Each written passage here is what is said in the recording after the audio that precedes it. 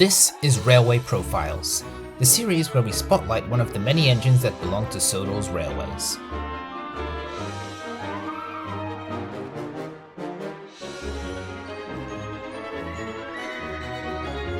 This time, we're spotlighting none other than Gordon the Big Engine.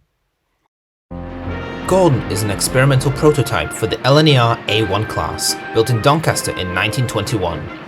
He was never put to regular service and was only used for testing, and as such, he was never given a GNR number.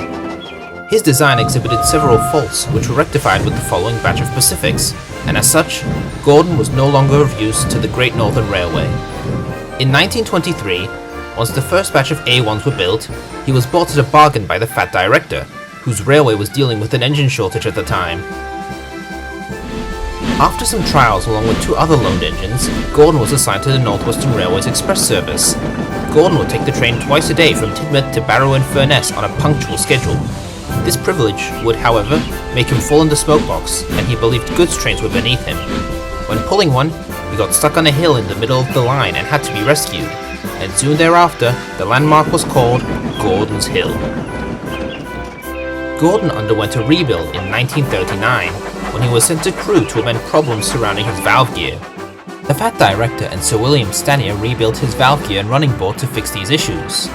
One thing they could not fix though was Gordon's temperament, which got the better of him in 1952 when he slendered into a ditch in an attempt to jam the turntable to avoid goods work. Gordon, naturally, was confined to goods work until further notice. Although at first indignant, Gordon grew to assist other engines in need, notably saving Thomas from a mineshaft and forming an alliance between them. His renewed behaviour was rewarded, as not only did Gordon return to the Express, but he was also honoured with the opportunity of taking the Queen's train during her visit to Sodor. Gordon's journey would be far from uneventful. In 1956, he got to go to London, but was disappointed when he reached not King's Cross, but St. Pancras.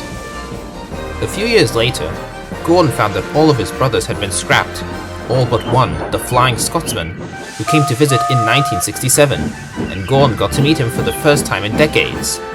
As the years passed, Gordon's age would begin to catch up to him. When word spread about a high-speed EMU visiting the island, Gordon was worried about being replaced. He would, however, retain his position for some years. However, in 2011, the EMU, Hip and Emma, were bought by the Fat Controller for the Express, replacing Gordon. Thus, Gordon retired from the Express after 88 years of service, but he took the news in stride and now runs other passenger services. Time and time again, Gordon has proven himself to be one of the most capable engines, and though he's not an Express engine anymore, he is nonetheless a really useful engine.